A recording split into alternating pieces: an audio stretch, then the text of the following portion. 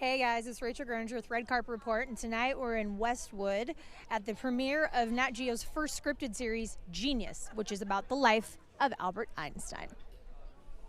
Oh, how are you? Hi, Rachel. Rachel, lovely to meet you. How are you? Lovely to meet you too. I'm great, thank you. I love the embroidery right here. Oh, thank you very much indeed. Yes, I would have said I did. And your monogram, right? Yes, no, I know. I'm embroidered up to the nines. This is like reminds me of I hadn't even realised, but I like Secret Service, like. Yes, I should have really walked on the carpet with my hands like on that. Yes, like hi everybody. Where are my glasses?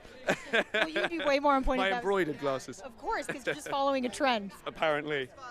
So you play a young Albert Einstein. Now, Correction, I play Edward Einstein. I play Albert Einstein's youngest son.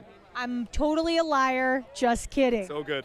Okay, so playing, I guess that completely changes the dynamic. When you're looking at someone that's so visible as a father and you're trying to play a son of that man. Absolutely. Did you find that it kind of shattered your idea of Einstein, trying to play a flawed man's son, if that makes sense? It was very interesting to see how a son can perceive someone that we naturally assume is so great. You know, you see someone like Albert Einstein. He is a man who pushed the frontier of scientific knowledge. He was a very iconoclastic figure. You know, we all know him as crazy hair, sticking his tongue out kind of thing.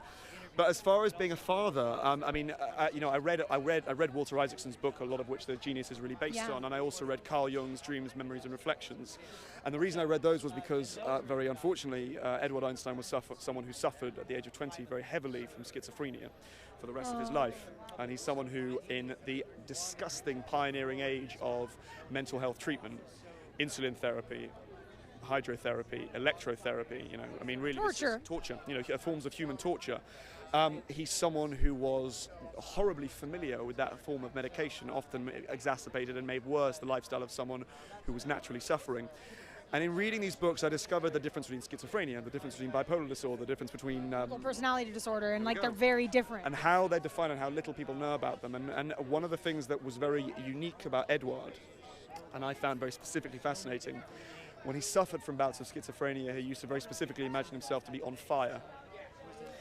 And he was someone who, it's very heavy, but the story is very heavy. He's someone who very frequently attempted to commit suicide because he didn't understand what he was dealing with. Nothing was understood about the nature of it. Of course. And he adored Freud for the simple reason that with understanding Freud, he could try and psychoanalyze himself. He could try to intellectualize his way out of his medical condition, which is a very tragic attempt because it's very hard to do that. So anyway, it's a layered story, and I loved it. I was very lucky. When you're playing someone who, like now that we've come full circle, you look at movies like The Imitation Game, and you look at movies like Beautiful Mind. No, it's all right. You look at movies like especially that were actually produced by Ron Howard and Brian Grazer, where they take on schizophrenia and they take on these things. How does that make you feel to be someone who's visibly suffering, as your character, very visually, in a world that even now there's a lot of stigma behind mental health?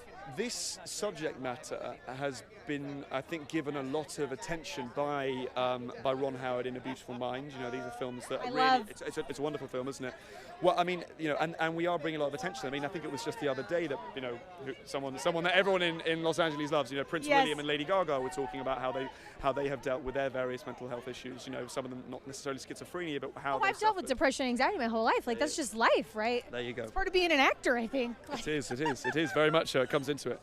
No, but I think this is a wonderful series insofar as issues that were first in their kind of pioneering, that were being understood for the first time around Albert Einstein's life in the 1920s and 1930s have so much relevance to today. The refugee crisis that he's constantly, that Albert Einstein was so helpful in trying to assist, setting up the International Rescue Committee. Mental health through Edward Einstein and how Albert tried to cooperate or not cooperate with his son and trying to understand it. Albert Einstein brings a lot of issues that we're dealing with today into the light, and it's very, very nice to be a part of a show that does that. Awesome. Thank you so much for stopping. I look forward to seeing everything else. My pleasure. We'll enjoy episode 5. Be specific with that. They'll all be good. Five. Five's the best. And 8. Just burn it in there, guys. 5 and 8. 5 and 8. 5. Guys, thanks for watching. And go ahead and hit me a like if you're really digging what you're seeing. Follow the channel so you can follow everything that's coming up new. And comment below with if you were inspired to write your own scripted series, who would you write it about?